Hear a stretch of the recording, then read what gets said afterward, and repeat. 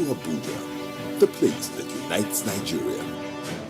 From the largest television network in Africa, the NTA, we bring to you Weekend File, where we seek the views of experts, government functionaries, movers of the economy, and the ordinary Nigerian on developmental challenges confronting the nation in an era of diversification, the process that is meant to reinvigorate all aspects of our national life in education, science, technology, and innovation, agriculture, health, and other aspects of societal development. The Weekend File crew has the onerous task of articulating all the issues, ensuring that all perspectives are brought to the table. On the show, all things matter and opinions of every class count.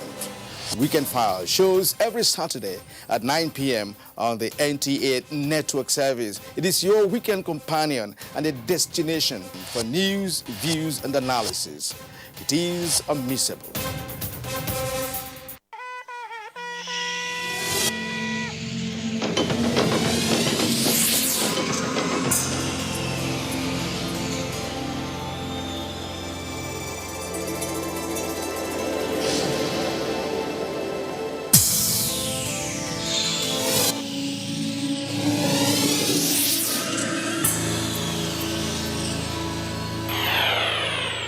NTA.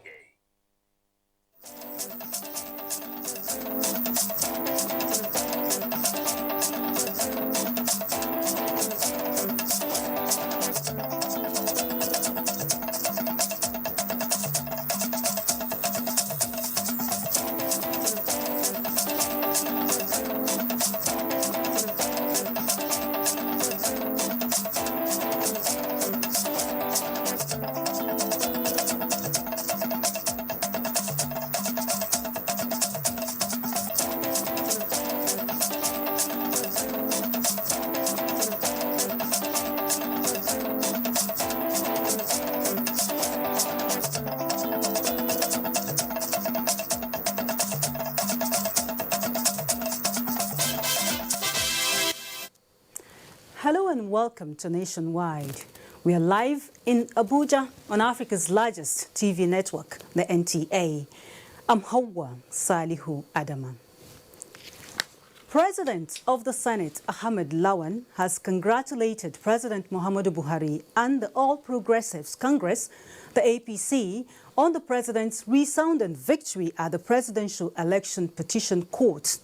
In a statement, the Senate President says the judgment of the court has again put a judicial seal on the mandate given to the president by Nigerians. Lawan urges the president to accept the affirmation of his election as a reminder of citizens' confidence in his capacity to continue to lead Nigeria. He also commends the petitioners for using the judicial window prescribed by the Constitution in seeking redress for their grievances and urges them to join hands with the government in the important responsibility of nation building.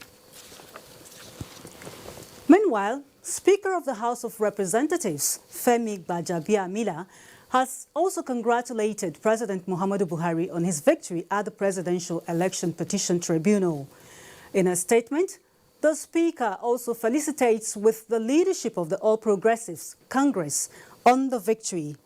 The Speaker applauds the Nigerian judiciary, especially members of the Presidential Election Petition Court, for doing its job without fear or favor. Gbajabiamila equally commends the PDP and its presidential candidate Atiku Abubakar for testing Nigeria's laws in a peaceful manner.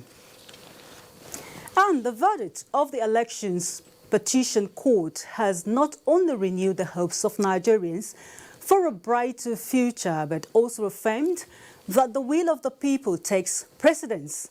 This was the view shared by the governor of Niger State, Abubakar Sani Bello, and his counterpart from Ogun State, Prince Dakpo Abiodun, who congratulated President Muhammadu Buhari over his recent victory at the Election Petition Court. The governors who wished the president well noted that he can now concentrate on his developmental strides and take Nigerians to the next level. Also, the Minister of Information and Culture, Lai Mohammed, is requesting the People's Democratic Party and its presidential candidate in the last elections to apologize to Nigerians for distracting President Muhammadu Buhari's administration instead of appealing the ruling of Wednesday's presidential election petition court. In a statement, the minister said while the PDP and its candidate Atiku Abubakar reserve the right to pursue their petition to the highest level, they will be better served by dropping their toga of desperation. The statement for the states, the opposition, having lost at the polls and in court, should now join hands with the government to move Nigeria to the next level. He commends the tribunal for not only doing justice to the case, but for painstakingly explaining the details. And still on Wednesday's ruling, reactions have continued to trail the outcome of the presidential election petition court, as many have applauded the victory of President Muhammadu Buhari. Abdulkarim Mohammed Zurmi reports that guests on NTA's Good Morning Nigeria were not left out. Gating the playout of the Presidential Election Tribunal, guests brought up issues concerning the electoral system, advising on the need to revamp the process and address technicalities that pose challenges. So, for voter registration, voter accreditation, and actual voting, provisions have been made for those in the law. There hasn't been much advancement in the domestic forum of each of these countries to connect with the international standards for elections. They also advised on wrong interpretation of the law or action. What people look at from the social media is totally different from what actually happened on the field. The electoral process or election cannot be won by the views of people, and most of these people particularly did not even vote. Some of these judgments that you've talked about are judgments that were meant to enhance peace, to maintain status quo, to allow peace to reign. And then we will say next time will be better. The general consensus is for the prevail of democracy as the people have reflected by voting for President Muhammadu Buhari. In Abuja, Abdulkarim Mohammed Zurmi, NTA News. To other matters now, the federal government has continued to receive commendations following the distribution of modern firefighting equipment to various states of the federation. Doyin Dia from Yola in Adamawa State reports that Governor Umaru Fentari, while receiving some of the equipment, described the emergency preparedness as a brilliant initiative that will save lives and property of Nigerians, especially in the dry season. This used to be the situation in Adamawa State. Dilapidated infrastructure and lack of manpower to drive emergency response in terms of fire disaster. But that narrative is changing as the federal government is committing huge resources to ensure that the fire service gets modern firefighting equipment that can attend to emergency situations across the country. For the service of the good people of Adamawa and humanity. The presentation of this equipment is to boost the capacity and efficiency of the new zonal center, which is to coordinate emergency response and fire disaster management in 3 states of Taraba, Adamawa, and Gombe. We've been using manual ways and traditional ways of quenching fire because even the state doesn't have a functional firefighting equipment. But today, I would say, we're one of the luckiest. We are grateful to the federal government. What it means is there will be prompt response to disaster. The Controller General of the Federal Fire Service, Liman Ibrahim, had earlier visited the officers' training school in Mina, Niger State, where some of the 2,200 newly recruits are undergoing rigorous training for the tasks ahead. The team is expected to visit Imo, Ondo, and Delta states for further distribution of the emergency equipment. Doyin Dia, NT News. 187 Nigerians returned from South Africa. Let's join Hingino in our Lagos Network Center for details and other trending stories in that zone. Actually, Dotun, you're on. Thank you, Hawa, and welcome to the Center of Excellence. 187 Nigerians have voluntarily returned to Nigeria following a series of attacks on other African nationals by South Africans in South Africa. Michael Olaleye reports that the returnees were in high spirits to tap into the life-changing initiatives of the federal government in repositioning their livelihoods. On board were 187 Nigerians, consisting 185 adults and 2 infants. The federal government, through the Office of the Nigerians in Diaspora Commission, has put in place measures for seamless reintegration, apart from providing temporary shelter for their comforts.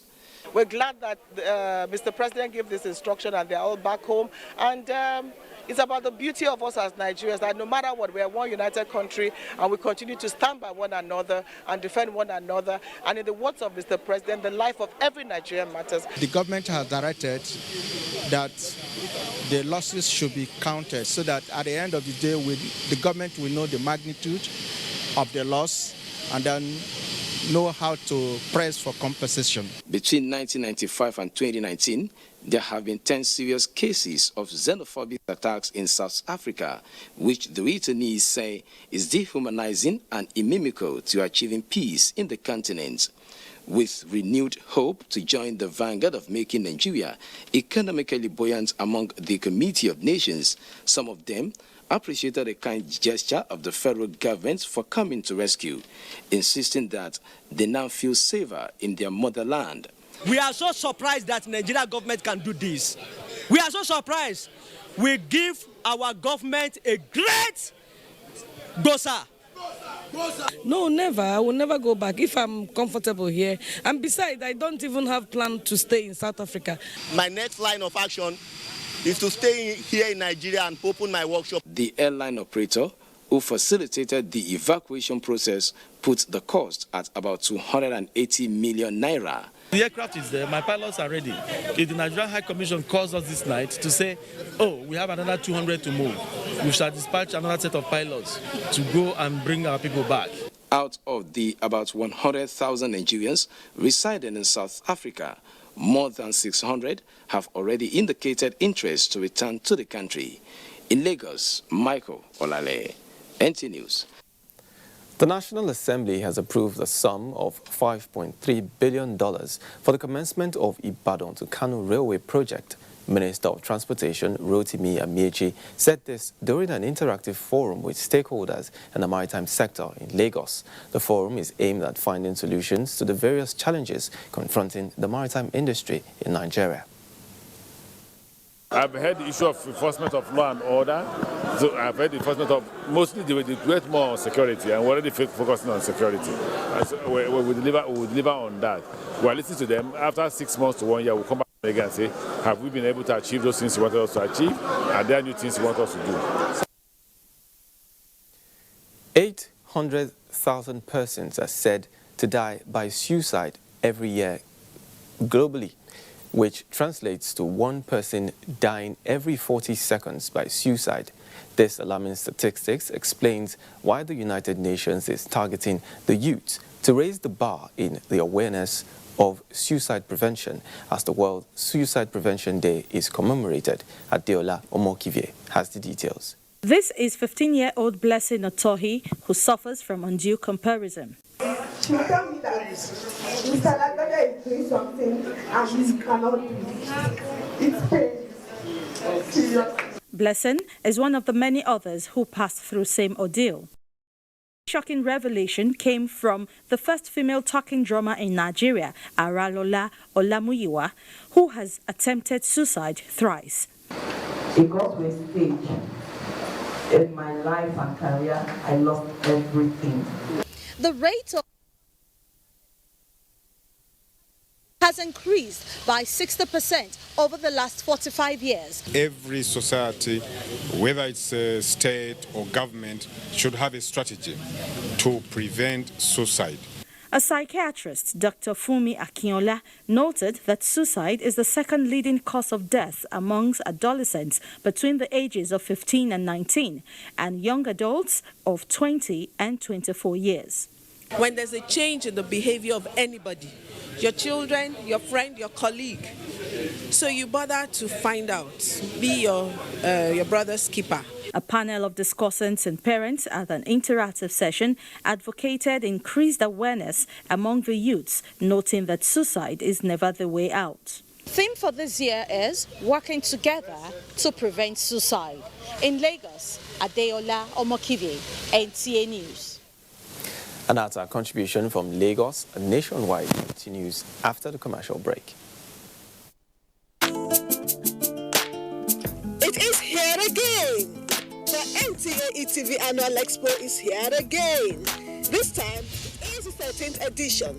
2019 has as its theme, promoting unity and innovations in youths as agents of change through science and arts.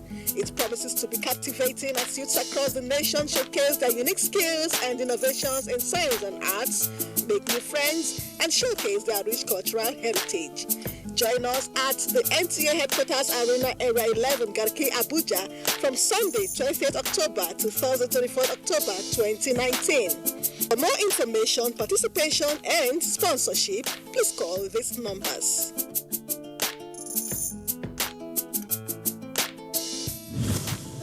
NTA ETV, promoting learning.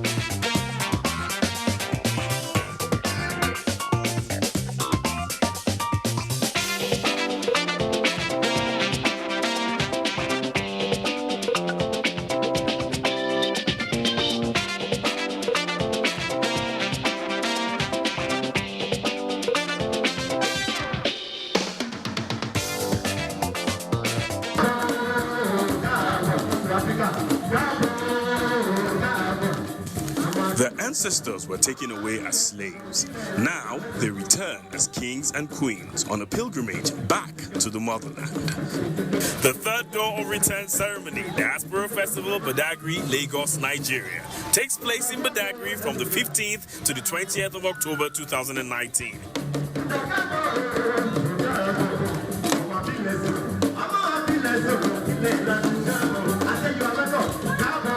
For details on participation and sponsorship, contact the following. Website adore.ng. The African Door of Return Experience. Don't miss it. Brought to you by the African Door of Return Experience Initiative in collaboration with the Nigerians in Diaspora Commission and the African Renaissance Foundation. Chief host, the Lagos State Government. This is to notify candidates who applied for Ahmadu Bello University and NTA TV College degree program in mass communication for 2019-2020 academic session that the post-UTME screening exercise has been scheduled to take place on Saturday, 21st September 2019. Venue, NTA TV College premises, Rayfield, Jos. Time, 9 a.m. Screening fee, 2,000 Naira paid through the remitter platform in favor of NTA TV College Jos. Candidates who chose the college as second and third choices in the 2019 UTME examination scored 180 and above and willing to study at the college can also come for the exercise. Candidates who satisfy the above requirements are expected to come along with the originals of their O-level certificate, any of WAEC, NECO, or NABTEM, JAMB slip, birth certificate, indigenship certificate, and proof of payment. Direct entry candidates are expected to come along with their original diploma certificate, A-level results, in addition to other credentials mentioned above. Registrar, Announcer.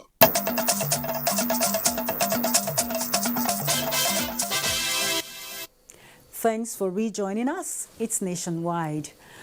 A key aspect of the National Youth Service Corps program is mobilization of young graduates. While the logistics and planning could be cumbersome, the NYSC is grappling with another challenge in the process. This is the incidence of fake corps members. In this report, the NYSC Director General Brigadier General Shuaibu in an exclusive interview with Olayinka Ojo, provides an insight into issues of eligibility and discipline of corps members.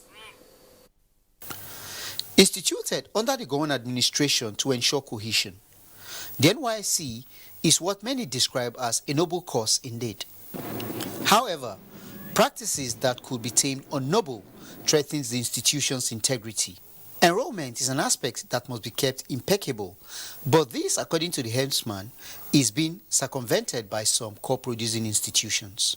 From our own findings, we discover some of these students lie to their parents that they are in social universities, but meanwhile they go and buy fake certificate from an institution and make themselves available to camp. Separating the wheat from the chaff has not been without its challenges. With more than 50 fake corps members apprehended barely 2 months after a meeting with vice-chancellors, rectors and provosts of some African tertiary institutions on stemming this negative trend. We realized that they said some of their documents were being rejected. We find out later on they said it is because they came in with fake WAEC. Should be an interaction of the students they admit, when they admit the students, when the students are graduating. The 2019 Batch B Stream 2 exercise, which ended some days ago, threw up this astonishing number. We're going to follow through to ensure that in the next camp, such charlatans will not find their way to our camp anymore. And I want to use this opportunity also to appeal to parents to please be mindful of their words. The NYSC administration says it needs cooperation to tackle this challenge and the growing incidence of unauthorized travels by corps members, which may lead to unfortunate outcomes. Olayinka Ojo, NTA News. Initiatives expected to address skill gaps, particularly for migrant workers in West Africa and the Sahel, is underway. Leading international institutions are meeting in Abuja to develop platforms expected to promote skills development to assist national and migrant workers. The initiative is in response to the recently launched Global Skills Partnership for Migrant Workers. The World Economic Forum has identified 10 special skills needed for an employer to thrive in 2020 in the world of work, without which getting the desired job might be difficult due to increasing changing nature of future of work. These uncertainty are changing the future of work. Leading the campaign for decent work in Africa, the International Labour Organization wants workers' capacity to be enhanced to meet labour market needs of migrant workers in countries of destination or transit and in countries of origin when they returned home. The Global Skills Partnership on Migration Initiative is paying particular attention to low and medium skills migrants and will be underpinned by partnerships at national, sub-regional and continental levels. In a context of limited job opportunities, environmental degradation and political instability sometimes, mobility and its benefits represent a key strategy for many of the West Africans today. Young people in this region have extraordinary initiative, and if they had access to credit, with the skills they develop, they could start their own businesses. So we will be looking probably to begin with, for example, in Edo State, partnering with some of these financial institutions. For the International Organization for Migration, migrants from the northeastern part of Nigeria have suffered a setback in terms of skill development due to insurgency. Their peculiar cases are to be factored in for a quick consideration at the forum. Emmanuel Ayemiro, NTA News. For more reports, let's join Chinyere in our Enugu Network Center. Good afternoon to you. Now, Council Enugu Network Center. Some residents and professionals in Enugu State, southeast Nigeria, have described the judgment of the Presidential Tribunal between President Muhammadu Buhari and Alhaji Atiku Abubakar as thorough and commendable.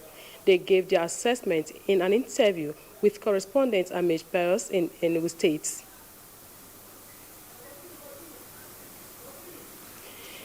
Youths in Imo State are taking advantage of the federal government training program on mushroom production to improve their capacity in crop cultivation. Mayor Vincent Okun reports that the training organized by National Horticultural Institute is aimed at empowering the youth and ensuring food sufficiency. This is one of the numerous capacity-building programs designed by the federal government to ensure improved efficiency and performance of farmers. The focus here is mushroom and herbingia cultivation. Unlike other crops which are popular among farmers, the mushroom, which is known to have high nutritional and economic value, seems to be receiving little attention. Hence, the steps being taken to raise farmers that will harness the benefits inherent. Abuja Immaculata is a farmer and specializes in the cultivation of watermelon and cucumber, while Charles Emesowum has been into farming in the past 20 years with major focus on seedlings production. They are positive that the knowledge acquired will help them contribute meaningfully to making Nigeria self-sufficient in mushroom and herbingia production. I'm very, very grateful to the federal government for giving me this opportunity. I've exposed to a lot of things I don't know in the areas of the herbingia and the mushroom production. For the chairman, National Horticultural Research Institute Governing Board, the seriousness of the federal government towards diversification of the nation's economy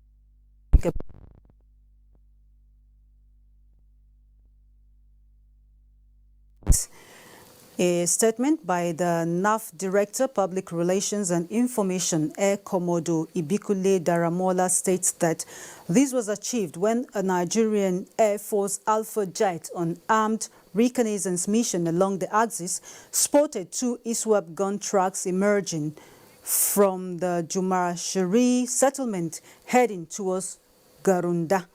The attack aircraft tracked the gun trucks as they attempted to evade detection and engaged one of the trucks, which was camouflaged under a tree in successive passes, scoring accurate hits leading to the neutralization. 7 passengers, including a minor, who were kidnapped last Sunday near Rijani along the highway, have been rescued by personnel of Operation Thunder Strike. Let's now join Ahmed Umar Gunda for more. Among the victims is 7-year Mariam Abubakar. Mariam, her mother, and 5 other victims were traveling from Ofa, Kwara State to Zaria. They used to beat us every day. They used to tie us with a rope. They said we are saying rubbish. Items recovered from the suspected kidnappers include 2 AK-47 rifles, 130 rounds of special ammunition, and some cash. Based on the reports from the Nigerian police about the incident on Sunday, we have been working tirelessly to ensure that these innocent civilians rejoin with their family.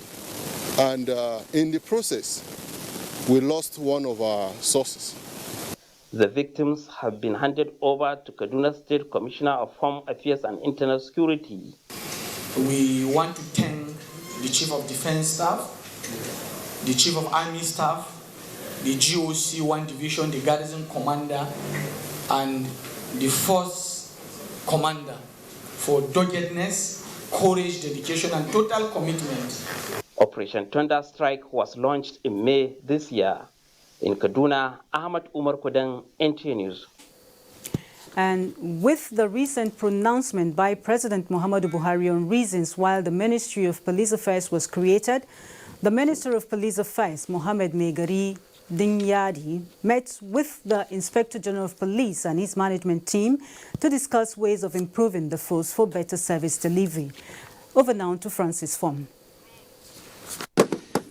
For some time now, Nigeria has been facing insecurity challenges ranging from insurgency, kidnapping, banditry, armed robbery, as well as farmers and herders clashes.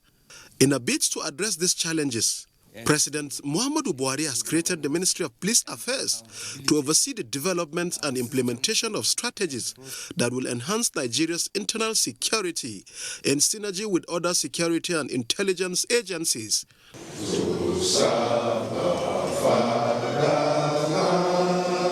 This meeting is aimed at finding ways of addressing the challenges. At the end of the meeting, we're 100% sure that police will move to the next level. We are working for the police. And it is only when we are fully briefed on the way forward that we can join hands to map out strategies that will make us move to the next level.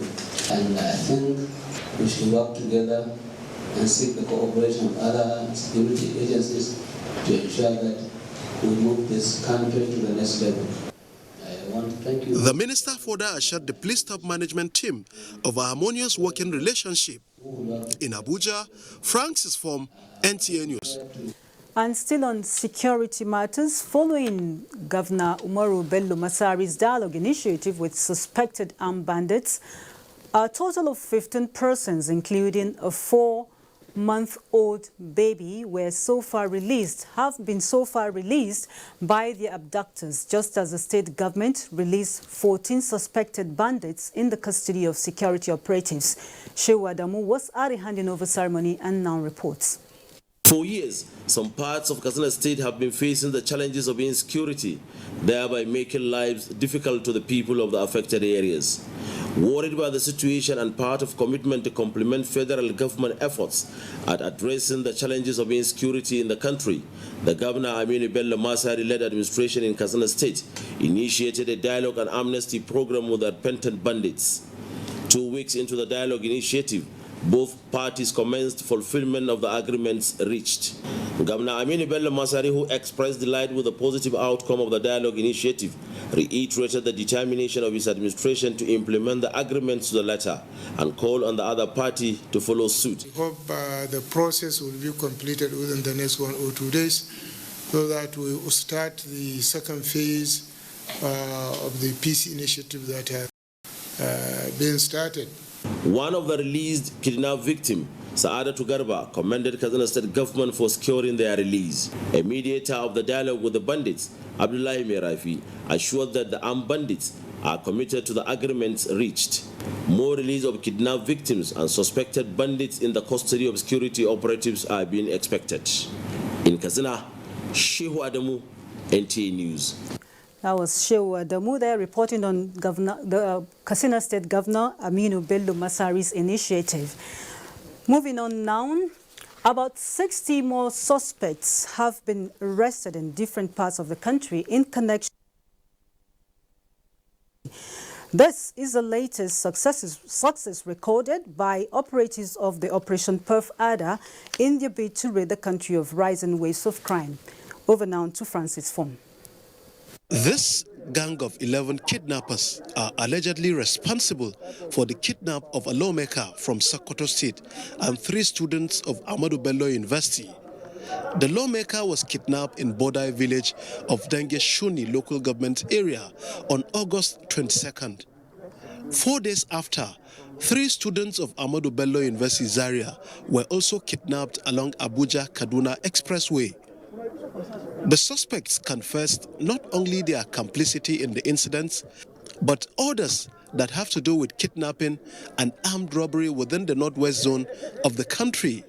A total of 18 assault AK-47 rifles were recovered from these different gangs. 1,233 rounds of live AK-47 ammunition also recovered. I know I'm supposed to stop my sister. In a related development, this lady from Cameroon in connivance with her sister allegedly stole a car in Abuja. The car was subsequently taken to Auchi and sold at the rate of 1.5 million naira. These suspects were traced all the way down to Auchi, where they had already sold the car and had moved back to Jos on their way preparatory to exiting the country. Force Public Relations Officer Frank Mba says the other suspects were also involved in armed robbery and illegal possession of prohibited firearms. In Abuja, Francis Form, NTA News. To electoral matters now, the list of nominated candidates for the governorship elections in Kogi and Bayelsa State will be published Friday, September the 13th. How many candidates made the list? Mia Ogidi is following up on developments from the INEC headquarters in Abuja. Nigeria has taken giant strides on drug control with the endorsement of National Drug Control Master Plan to serve as a framework to reduce harm caused by drugs by suppressing illicit drug production, supply and trafficking. In Jigawa State, stakeholders are reviewing the 2015 to 2019 National Drug Control Master Plan and charting a way forward. The implementation of the new draft, which takes effect from 2020 to 2024, is designed to improve health, security and well-being of the people. We may not totally say it is going to stop the drug problem, but it is better we do something than we keep quiet and do nothing at all. If we do nothing at all, the drug problem will just consume all of us all of a sudden.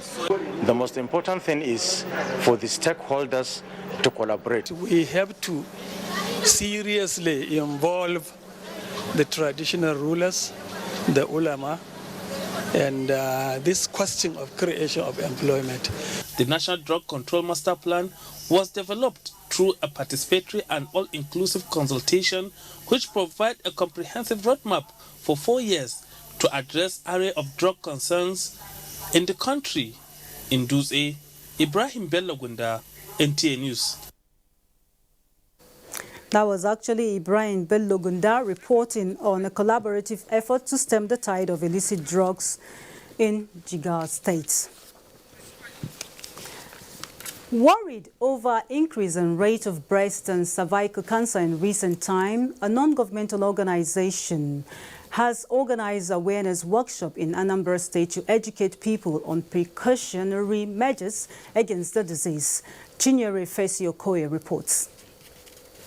Aimed at equipping young women and men with the know-how on how to curtail the risk of breast and cervical cancer in Nigeria, the workshop tagged Arm Our Youth's Health campaign is targeted at spreading the message in all the 261 senior secondary schools in Anambra State and beyond. The organizers of the event and other key players who reiterated the need for such awareness workshop decried that most young women have no effective and sustainable ways of learning the necessary and life-saving preventive measures of the diseases. I've lived in England and in Australia, and I see what they do and how they look after their people, and realize that we can do better as a country here back home in Nigeria. If you have knowledge about to prevent the disease in any way, it's almost 60% the cure. So I see the initiative as very innovative. Designed to prepare the teachers from all senior secondary schools in Anambra State on ways to teach, assess and evaluate their students on breast and cervical cancer, participants re-echoed the need to sustain the exercise.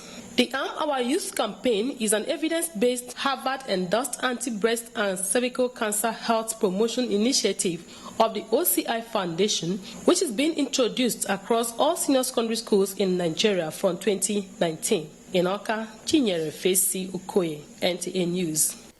And the federal government is establishing specialized hospitals and medical centers with modern-day facilities nationwide to discourage medical tourism. The Federal Medical Center Abeokuta is one of such centers recently upgraded. Anthony Gandunu reports that it conducted its first brain tumor surgery successfully performed on a 57-year-old man. Adebayo and Adetumbi Babatunde are medical graduates of Ladoke Akintola University of Technology, Ogbomoso, and are employees of the Federal Medical Center, Idiaba, Abeokuta. They completely removed tumor from the brain of a 57-year-old transporter, Sunday Ogunkola, in an operation that lasted 8 hours. It was a little bit of a challenge because it was the first one in the hospital. And also because it's a center that is just starting for the first time. We didn't have everything, as it were, like you would have in a developed nation to do this. Not the first one. I've been handling brain tumor in many centers, many places before coming down here. Although he has been discharged from the hospital, the patient believed his condition was as a result of self-treatment over time. What I could see is that they are performing well.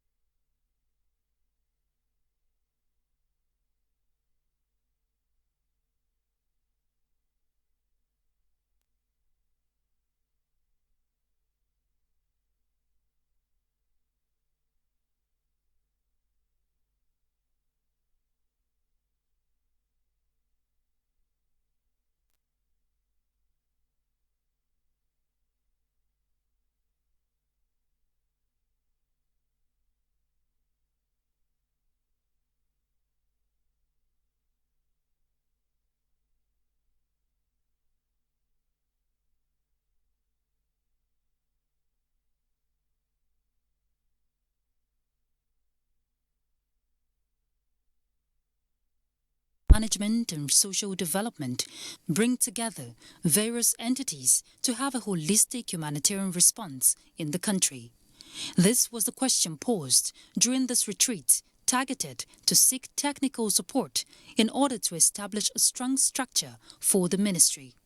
Presently, the ministry is developing its internal structure based on international best practices and considering available technical expertise to offer. We are requesting from you technical assistance and support. These experts are of the opinion that the timeline of strategic plan is critical, which can be achieved through a sustainable coordination, coherence and collaboration. Wherein the government is putting in place an institutional framework to take care of the issues of humanitarian concerns in the country. So we believe that it's good to support the government in any country that we work in, to have one umbrella, to have one humanitarian affairs ministry. The expectation here is to strengthen ongoing partnerships for the prevention, mitigation and response of humanitarian disaster to meet global best practices. In Abuja, Ruth Aguele, NTA News.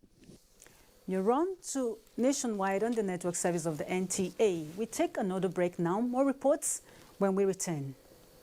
Digital studio equipment is a critical aspect of modern television that requires special skills for their operation and maintenance. These skills define the content and output of television and are acquired only through professional training and experience. NTA TV College JOS is organizing a special 4-week intensive course on digital studio equipment maintenance for engineers and technical officers in public and private television stations. The course will equip participants with modern techniques, technologies, and skills for effective and efficient operation and maintenance of digital studio equipment. Also, a special 4-week course on intermediate photojournalism and photography will run simultaneously. It is an essential course for photojournalists, photographers, public relations, and information officers to upscale their skills and capacities in photojournalism. Participants will be equipped with modern skills in photo editing, studio, and outdoor lighting, and more in just a few weeks. The venue for both courses is the serene and secure environment of NTA TV College near Old Government House, Rayfield, JOS. Date 16 September to 11th October 2019. Course fee 100,000 naira only per participant. Accommodation inclusive. For more inquiries, please call 0803-314-4383 or 0806-980-9807. NTA TV College JOS, training you to be the best you want to be. Thank you. Thank you, sir. Please, did you hear that? Of course I did. That is Village Master tune. Eh? So, Auntie Amebo was not gossiping then? Village Master is celebrating 50 years. 50? Already? This is not a joke. It is a national celebration. NTA and Village Master family are commemorating 50 years. Hey, please, tell me, when is our golden jubilee? It is from the 8th to 11th of October, 2019. I have to go and get ready. It's time to party. Women. But we, men, will be there too.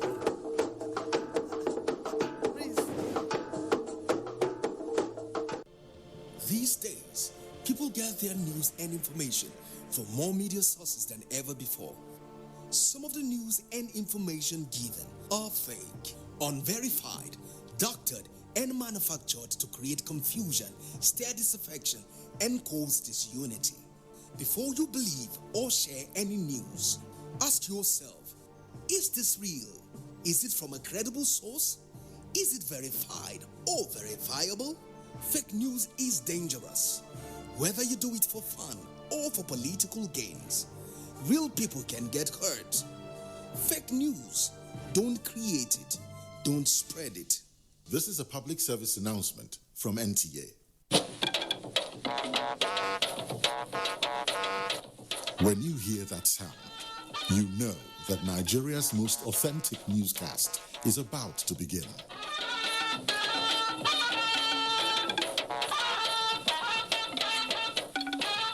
NTA Network News, breaking the news for over 40 years.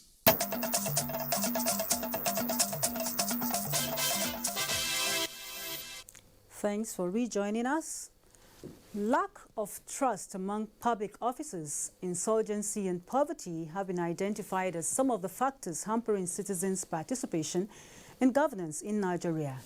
To change the narrative, members of civil society organizations, officials of INEC and other critical stakeholders on civic and voter education are in Abuja for a 2-day workshop.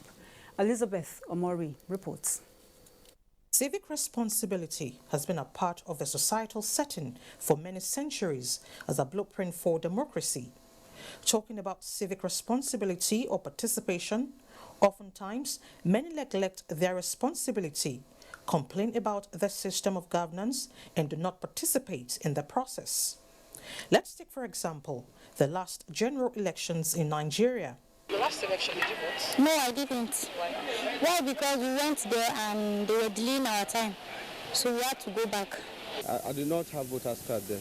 Their responses underscore some of the reasons behind this capacity building workshop by the National Orientation Agency for civil societies and citizens groups to educate them on the essence of values, integrity, and good governance. Government at all levels to be exemplary in conduct, to lead in such a way that leadership propels and creates and engenders confidence and brings good governance that will affect the lives of citizens generally. I see the direct funding of the local government and the state judiciary as a process of restructuring the country. So we, citizenry of this country, must cue into that. Poverty, illiteracy, corruption and insecurity, they highlighted as factors mitigating citizens' engagement in governance. To restore confidence in Nigeria and engender the spirit of patriotism, attitudinal change, proper education on electoral process, and unconditional love for the nation, citizens' participation in governance. As civic responsibility remains paramount to the success of democracy, they however suggest that Nigerians get involved in governance process, ask concrete questions when in doubt, and hold public officers accountable when they fail to deliver on their mandates. In Abuja, Elizabeth Omori, NTA News. And back to our earlier story where we told you that the list of nominated candidates for the governorship elections in Kogi and Bayelsa states will be published Friday, September the 13th. How many candidates made the list? Mayor Ogidi is following up on developments from the INEC office in Abuja. Having a better political contest and not a bitter one is the target of INEC in Kogi and Bayelsa states. Party primaries are over. Excellent performance, INEC says. Today, we are yet to receive any report in relation to the conduct of any of the party primary elections. A smooth contest that produced 52 candidates to vie for the #1 seat in Bayelsa state, while 46 for Kogi state. These political parties beat the 9th September 2019 deadline in the submission of the nominated candidates. So, Friday 13th of September 2019, personal credentials of the candidates will be displayed at the INEC state offices in Bayelsa and Kogi states. INEC gives great premiership to campaigns. Our plea is that political parties should conduct their campaigns with some level of civility. Even after November 16 polls, INEC insists winners should be humble in victory and others be gracious in defeat, a key to avoiding post-election violence. Mayor Ogidi.